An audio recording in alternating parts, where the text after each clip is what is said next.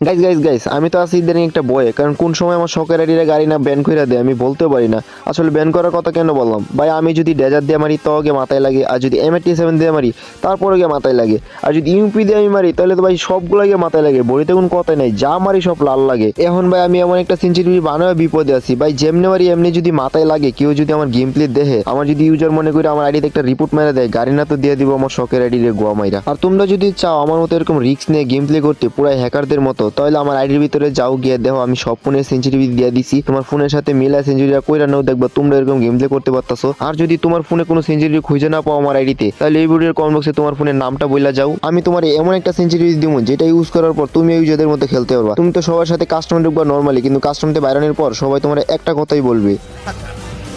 هكر هكر يا جماعة، لو انتبهتوا لحركاته هكر.